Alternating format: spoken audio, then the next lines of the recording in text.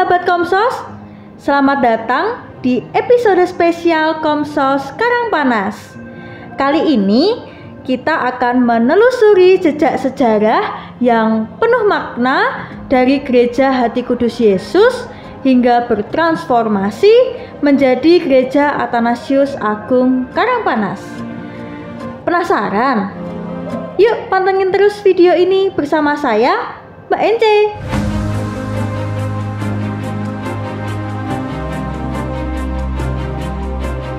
Siapa sangka Gereja Hati Kudus Yesus Karangpanas berawal dari sebuah kapel kecil di kompleks Panti Asuhan Santo Vincentius yang kemudian berubah menjadi sebuah gereja.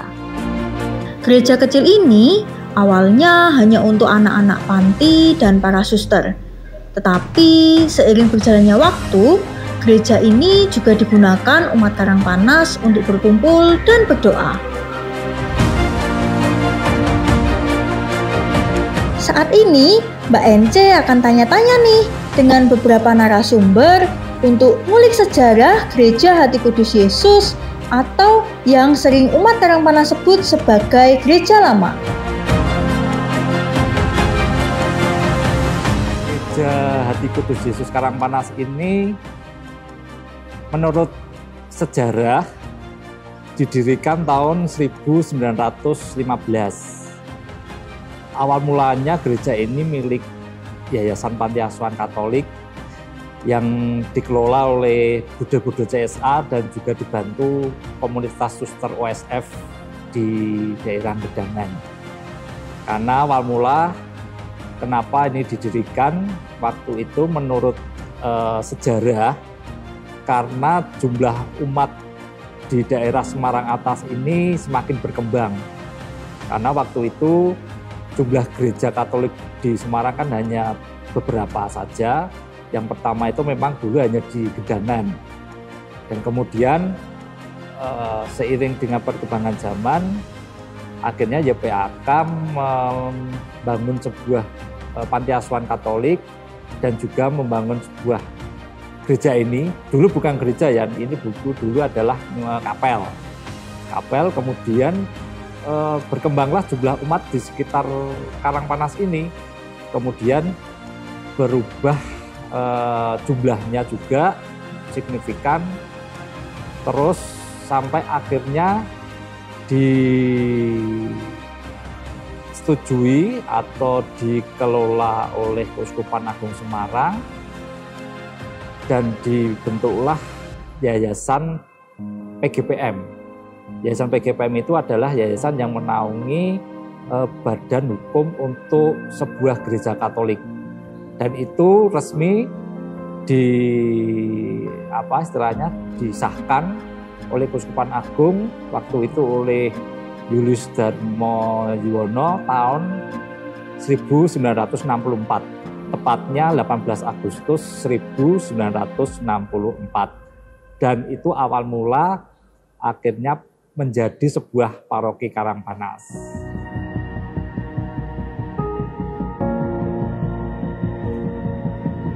Yang diingat gereja lama itu dulu tuh waktu saya masih belum dibaptis ya, masih SD.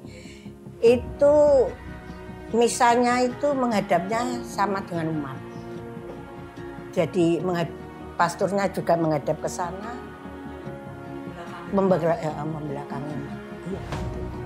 Itu sampai tahun berapa itu ya, saya tidak lupa.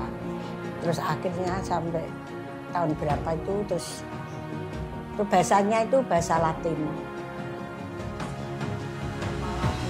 Masih bahasa Latin. Umatnya sedikit sekali, tidak penuh. Gereja itu satu ruang itu tidak penuh gerejanya. Ada banyak yang terus di sebelah sana selatan tuh dekat kamar itu ada mimbar kecil tuh buat Romo kalau homili kan tidak ada mic, tidak ada apa waktu itu. Itu Romo kalau homilinya di situ naik ke mimbar sedikit itu.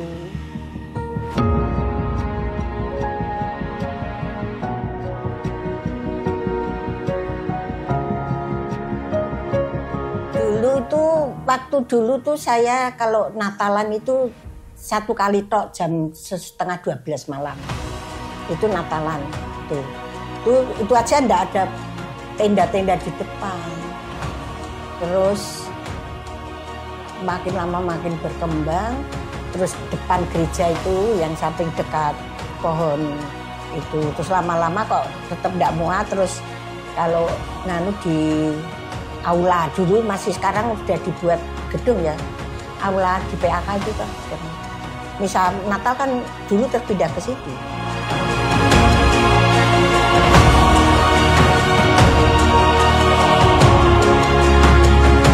Dulu senengnya dari kecil. Kecil itu biji-biji tanjung. Nah dulu kan ada jubinnya kan jubin masih kayak jubin baru itu kan dari yang paling terkesan ketika anak-anak remaja sing lanang do golek kita ninju Tanjung, sing cewek-cewek golek itu nanti suruh siteng dulu ya. Tahu suruh siteng enggak? Enggak tahu. Siteng itu apa ya pakai dipakai daun nanti di sini ya. Kalau bekelan tahu bekelan? Bekelan tahu, bekelan. Nanti sama dengan bekelan. Oh, kalau ini kecil, kalau bekelan kan gula ya. Terus nanti diambili. Dia pakai suruh, jangan sampai tersentuh dia yang sama lah. Saat waktu saya SD itu kan kayaknya itu saling bersaing kalau ke gereja pagi. Itulah disik-disikan, akeh-akehan itu. Agak maksudnya jumlah kedatangan. Setiap pagi sih ke gereja. Dan dulu tuh saya tuh ya juga setiap tuh mesti ada pengakuan dosa tuh. Nah itu. Kalau saya kira harus tuh tak. Memang dulu aktif ya, makanya aktif.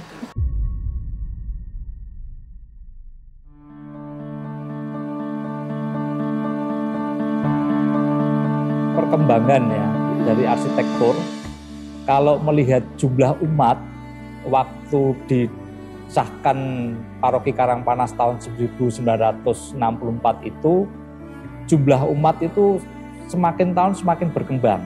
Nah di zaman Stefanus Heruyanto itu Romo Heru mengendaki agar gereja lama ini bisa menampung umat yang lebih banyak lagi, karena waktu itu jumlah umat sudah sangat banyak sampai ribuan, kurang lebih 2000-an, tapi jumlah bangku atau untuk misa itu kan tidak mencukupi.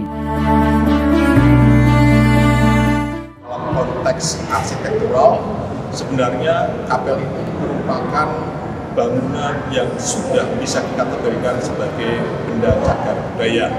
Maka kemudian ketika di dalam gereja Athanasius Agung ada perkembangan dan mendapatkan tugas secara khusus oleh konselor untuk bisa menyelenggarakan bahasa Inggris, maka mulai muncullah sebuah komunitas yang kemudian melayani dirinya sendiri, bergabung bersama di bawah kendali satu paroki Athanasius Agung, tetapi kemudian kita merasa bahwa kalau kita bisa memanfaatkan kapel yang lama ini, kalau kita bisa merestorasinya, kenapa tidak? Toh bangunan ini bagian juga menjadi warisan budaya manusia, khususnya warisan sejarah gereja Katolik yang ada di Semarang.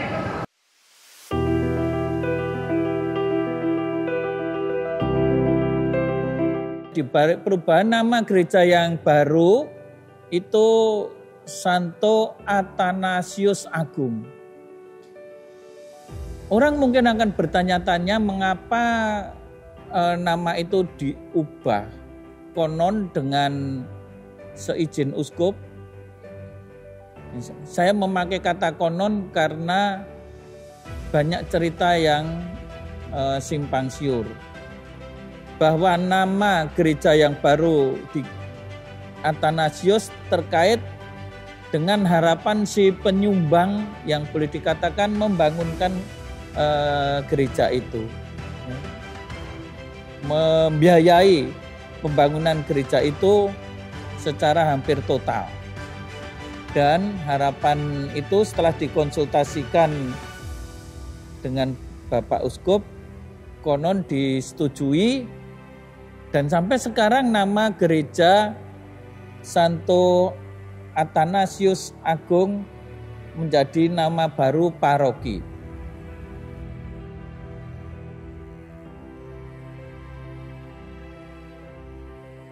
Gereja ini baru saja direstorasi karena sempat pada bagian atap di atas itu ada semacam bahaya karena melengkung, dan ini adalah cagar budaya sehingga ketika merestorasi kami tidak bisa sembarangan. Seluruh detail-detail di gereja ini harus tetap dipertahankan.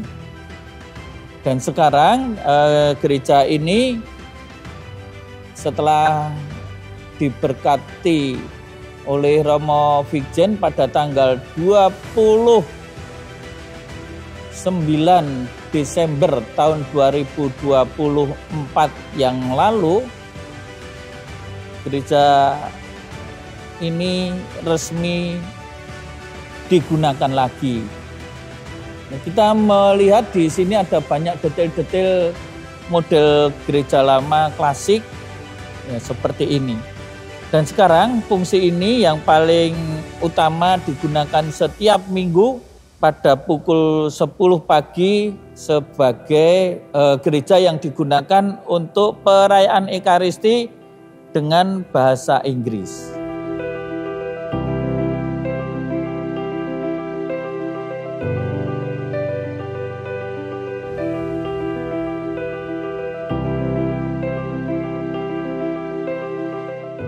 Gereja ini atau kapel ini itu adalah bagian dari sejarah perkembangan umat Katolik di Kota Semarang khususnya. Tentunya akan lebih menarik kalau sebagai sebuah kompleks yang kebetulan setelah penataan kawasan, ruang parkirnya juga sangat luas, bis keluar masuk dengan mudah, lokasinya yang berdekatan juga dengan jalan tol, siapa tahu gitu. Gereja ini juga bisa berfungsi sebagai tempat ziarah rohani. Dan tentunya kalau sudah seperti itu harus dilengkapi dengan fasilitas-fasilitas lain yang membuat umat yang berkunjung di sini tidak sekedar berdoa di dalam gereja yang sungguh artistik dan indah ini, tetapi sekaligus juga bisa belajar lebih banyak tentang perkembangan gereja Katolik khususnya Kota Semarang. Ya, tetap bisa memikirkan sesuai dengan kriterianya ya, memikirkan yang kecil, LKMD, lemah, miskin itu tetap difasilitasi nomor 1 itu.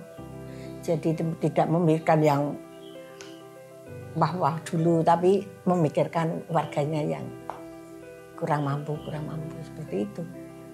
Sesuai arahan dari Keuskupan Agung Semarang, tahun ini kita kan formasi iman berjenjang dilanjutkan. Jadi semua umat mulai dari usia dini, kemudian usia anak, remaja, dewasa, kemudian sampai lanjut usia itu semua dilayani dengan baik. Dengan harapan kualitas iman Katolik menjadi semakin meningkat. Harapan-harapan umat bisa lebih nyaman beribadah. Lebih dari itu, ini kan hanya bangunan fisik ya. Lebih dari sekedar bangunan fisik, harapannya umat semakin dapat memuliakan Tuhan dengan lebih nyaman, dengan lebih baik, ya, semakin dekat pada Tuhan dan semakin beriman.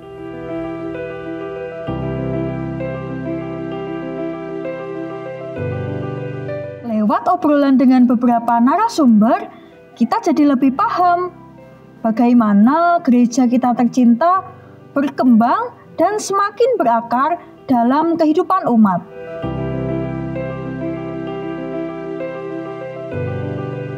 Bukan sekedar pergantian nama, tetapi juga sebuah transformasi yang membawa harapan baru. Gimana? Sekarang udah tahu dong sejarah gereja Karangpanas? Kalau kamu punya cerita menarik apa nih? Boleh banget tulis di kolom komentar. Terima kasih buat sahabat Komsos yang sudah setia sampai akhir video ini. Sampai jumpa di episode berikutnya dengan topik yang gak kalah seru lainnya. Jangan lupa ajak teman-teman kamu buat like, komen, dan subscribe channel Komsel Sekarang Panas ya. Berkah dalam.